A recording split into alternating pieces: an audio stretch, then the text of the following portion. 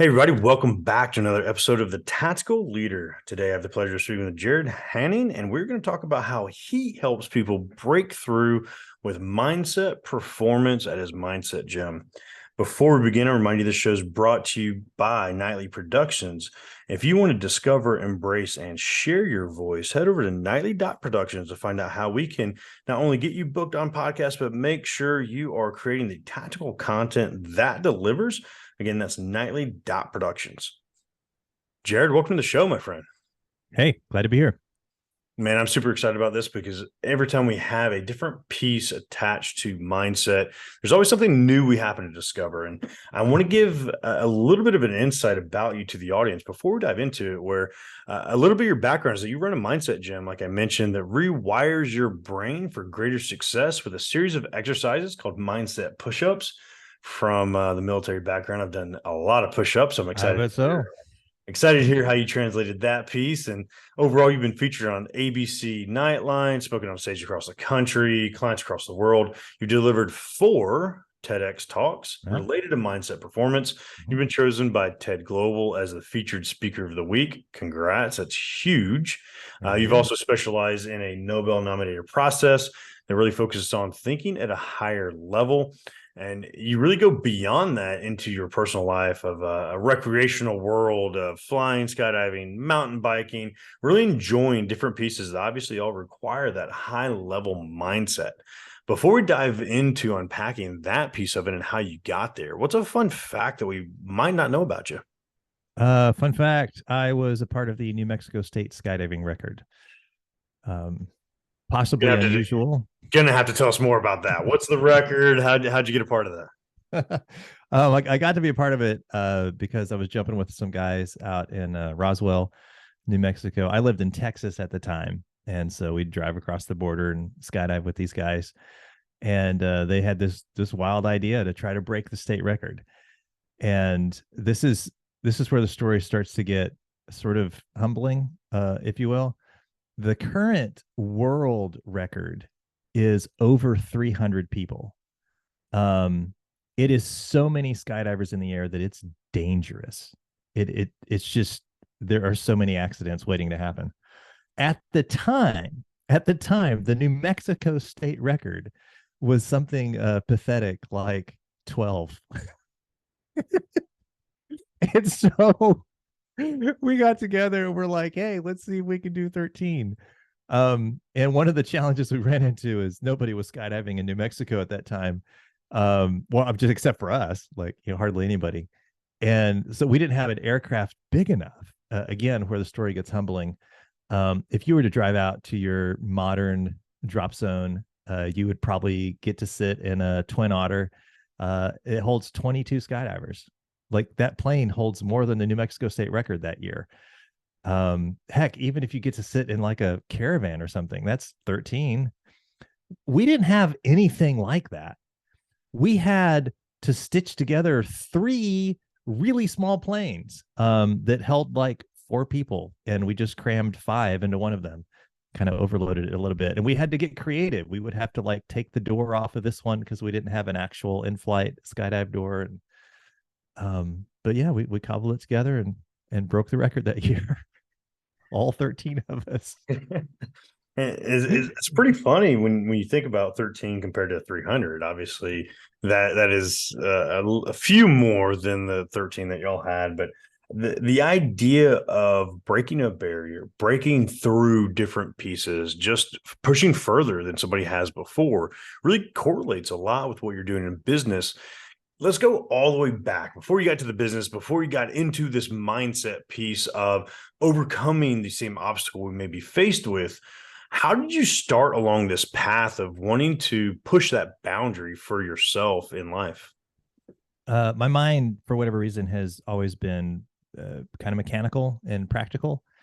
And so it tends to solve problems by breaking them down into the smaller components. And when it's in a small enough component, you understand it, and it takes the fear out of it.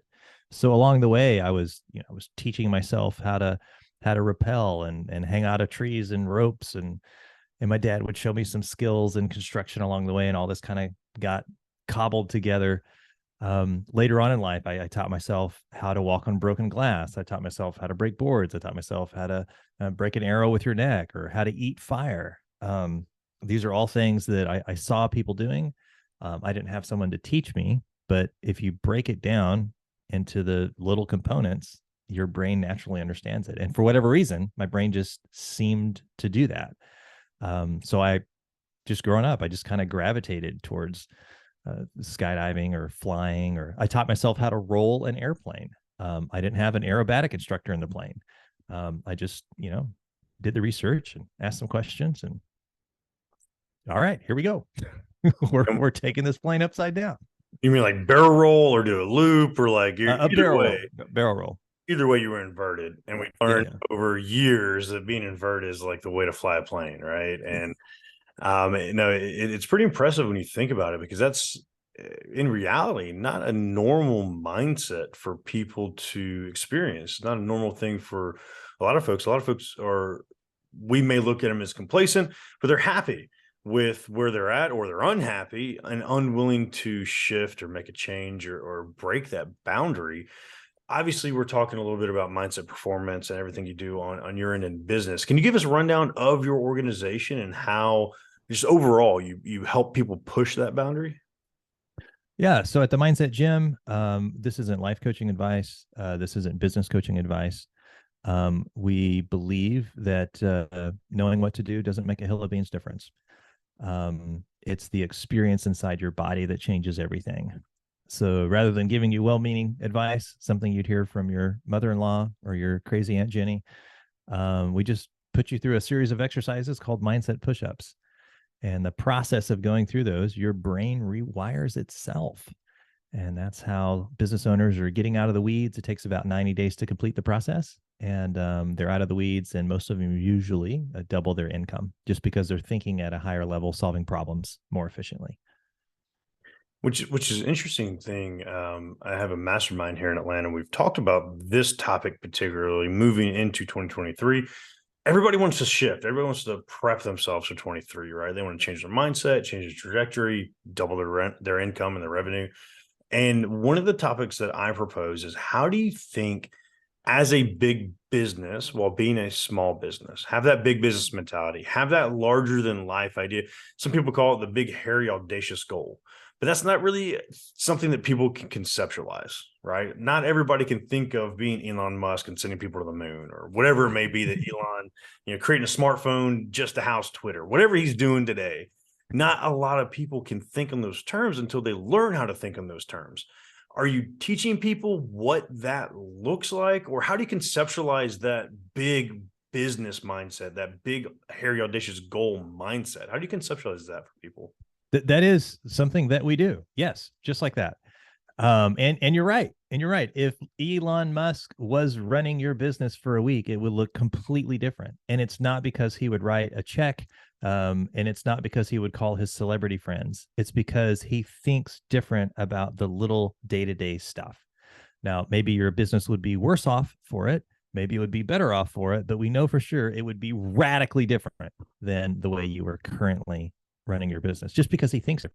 And that is one of the things that we do. By mapping out somebody's thinking patterns, we're able to show them what their mindset is really capable of and what the blind spots are that are tripping them up.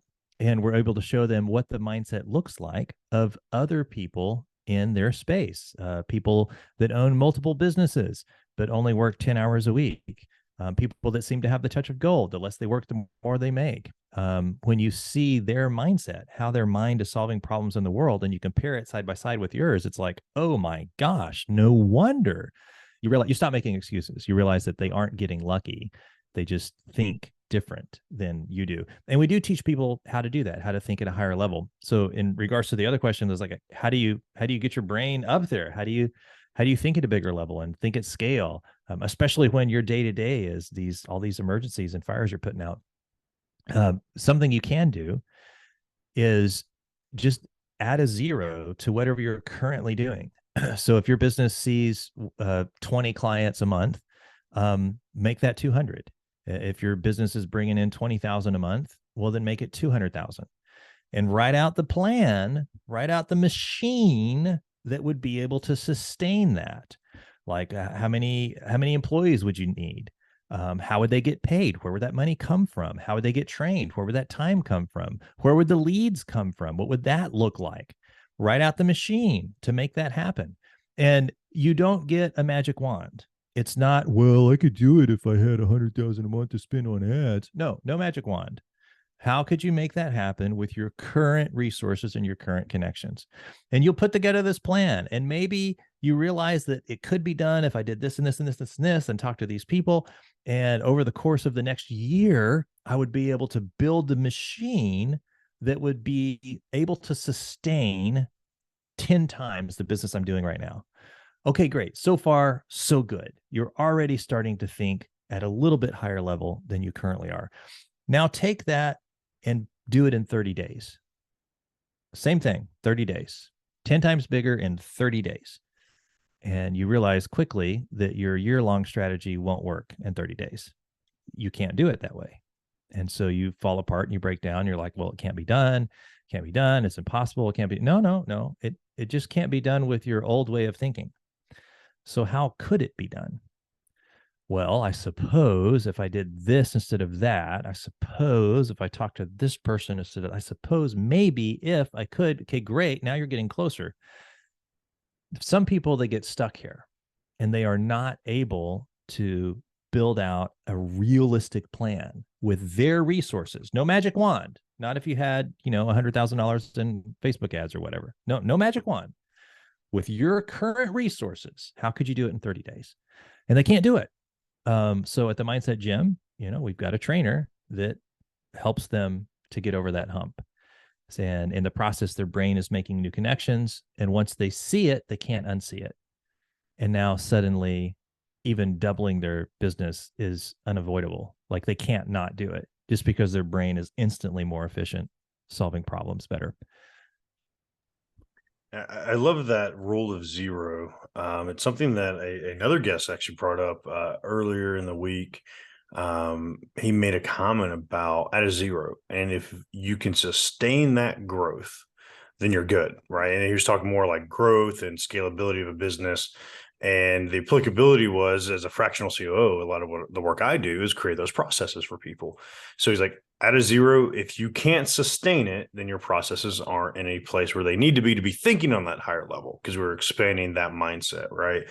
When you think about everything you just said and everything you packed into that expanded mindset, where did this come from? Was there a resource that you originally came across? Was there a training, a book, a podcast, a person, a mentor? How did you come into this enlightenment for expanding that mindset yourself? I don't know that I can point to one event, but I could point to a couple pieces of the puzzle. One piece of the puzzle is just acknowledging that people are doing it. How are they doing it? How could it be done? How is it being done? And looking at those questions over the years, my brain just started to collect more and more tiny pieces of the puzzle. But I don't know that it wasn't like a cathartic event or something like that. Just little pieces of the puzzle. And those little pieces of the puzzle eventually became the mindset push-ups that we have today. I love that. And it's something that it sounds like you just have this level of curiosity, trying to find, you're seeing something, right? And you want to learn about it. And you hear it, and I kind of hate it because it's been said so much at this point, but being interested instead of interesting, and you find something that is interesting to you, right? And that's how interest starts becoming more mutual, but you find something that you're curious about, you expand upon it, you look further into it.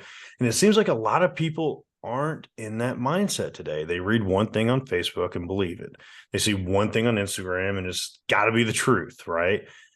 When you think about society shifting towards that and people essentially losing curiosity, thinking what they read on Facebook is the truth, how would you challenge people to go beyond that, do their own independent research or find the answers they're looking for beyond just what their friend posted on Facebook? The Facebook challenge, I think is difficult because what makes the social algorithm work is keeping you in a bubble. So it's very, very difficult. You're in a bubble right now. You're surrounded by news feeds that are in alignment with how you see the world. You're surrounded by friends that are in alignment with how you see the world. Your business is in alignment with. I mean, you're in a bubble. There's no way out of that. And it just so happens that the economy behind that bubble is really good at keeping you there. During I think the 2016 Trump Obama transition, I would talk to my friends on both sides, and they would acknowledge. They'd be like, "Yeah, I acknowledge the feeds are designed to confirm my existing worldview, and so I might not be getting the whole truth. Yes, I totally acknowledge that." And if it was a Trump supporter, I would challenge him. I was like, I challenge you to Google 10 of the greatest achievements by Obama, and they wouldn't do it. And if they were a huge Obama fan, I would challenge them. I dare you to Google 10 of the greatest things Trump has done, and they wouldn't do it. So, how do you do that is very easy. That's cake. Doing it, not so easy. And this extends beyond Facebook bubbles. This gets also into our religious beliefs, believing things because we were told. And it just so happens that all of our friends believe that. And it just so happens that it conforms with how we see the world. And it just so happens that it makes sense to us. But not once have we ever peered behind the curtain. That's my uncomfortable answer to the how do we do that? And it's terrifying when you think about it, right? And you think about the big pieces, and Elon Musk is maybe not a great example, good or bad, however you see it, but taking Twitter into his own hand and saying, "Hey, we're not going to throttle conversations anymore," no matter which direction it's leaning, right? Trying to break free from that algorithm and break free from that bubble. But it's kind of terrifying to think like how well media, whether it's social media or news media, has really kind of crafted this, like, this is the direction we're going. If you only focus here, this is what you're going to see. And you're going to believe it because, gosh darn it, we tell the truth. You should trust us, right? And have you found that to be something that you have to help people break free from, of like their, I don't know if it's a limited belief or solidarity in belief or linear thinking. Have you helped people break free from that piece? At the Mindset Gym, we don't deal with their political beliefs or their religious beliefs or how they engage with Facebook or Reddit. What we do is we highlight the things they aren't aware that they believe and show them how those things are causing them to make the same amount of money every year. Why it is that for the past 3 years, they have told themselves they just need to try harder, that effort has been the only thing that's missing. We're able to pull out all the ways that we seduce ourselves and rationalize ourselves and justify our little bitty white lies. We're able to pull those out and examine them in some fairly efficient ways. I mean, some of these turnarounds, it takes like 10 minutes, 10 minutes to go through the process. And your brain has a new connection that it will have the rest of your life. You will never again revert back to that way of thinking. It's akin to Santa Claus. There was a time in your life that if somebody had told you Santa Claus wasn't real, you would have fought them to the death because you knew Santa Claus was real. And then you entered a time where you were pretty sure Santa was real, but you had some questions. And then there was a moment that your brain put all the new information together and you realized, oh, okay, now I understand what Santa Claus is. When your brain made that connection, it put those new pieces together. You never went back to questioning the existence of Santa. You never struggled with that. It was done for the rest of your life. And coming to the gym and doing the mindset pushups, it creates those experiences. Only we're doing it in areas of why you think you're not good enough, or why you think that you don't have enough money, or why you think you can't find the right help, or you can't get leads for your business. Or we're getting rid of that crap, which is why entrepreneurs almost always double their income after about 90 days of training. And we do this for atheists, and we do this for evangelical Christians, And we do this for January 6th, storm the Capitol, Trump supporters. And we do this for donating to Biden's next campaign. It doesn't matter. What we care about is your freedom, power, and self-expression in this world and anything that's getting in the way. And we remove it. And it sounds like you're really attacking limiting beliefs. You're attacking the piece attached to that. And you said earlier, blind spots. You don't know necessarily what's limiting, that glass ceiling, those things that you don't necessarily have that awareness piece to, where you're essentially helping them bring awareness to, hey, here's where you could be struggling. It's right in front of you. You haven't addressed it yet because maybe you just didn't know the right question to ask to get the answer you're looking for. Sometimes it's questions. Sometimes it's how do I say, awareness. For example, we think that we're having thoughts. We think we're thinking. We're not. and there's a process we go through where you realize what's really going on. What's happening is your body is having feelings and your brain is trying to make sense of them. So when you bring your awareness to your body, where do you feel that? Where does that show up? And you're like, holy crap, I actually feel that in my throat. I feel that in the back of my shoulders. Whoa, I had never noticed that before.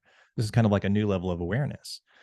And the instant you become aware of it, you notice the thing that you hadn't noticed. You have it the rest of your life.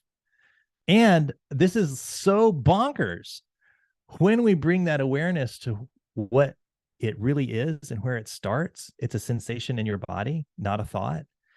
We can move the location of the sensation. And when we move the location, you feel your brain building new networks. And you're going, oh my gosh, why didn't I think of this earlier?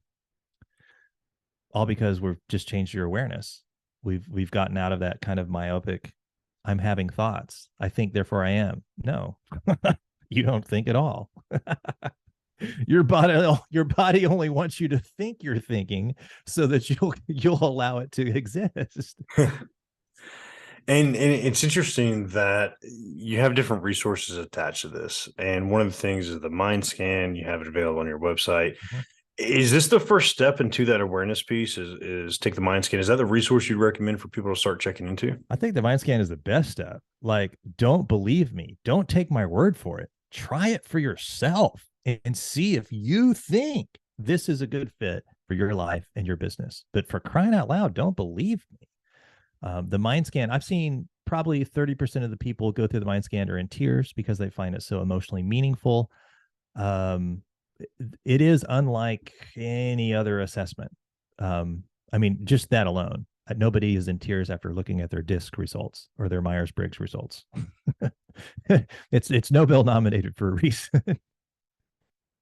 Just a slightly more in depth, right? A little bit more personal attached to it. And looking at it, it definitely has some interesting pieces attached to it where it seems like it gives you more actionable steps moving forward, right? It gives you just not just, hey, this is kind of who you are, but like, hey, this is who you are and this is what you do about it.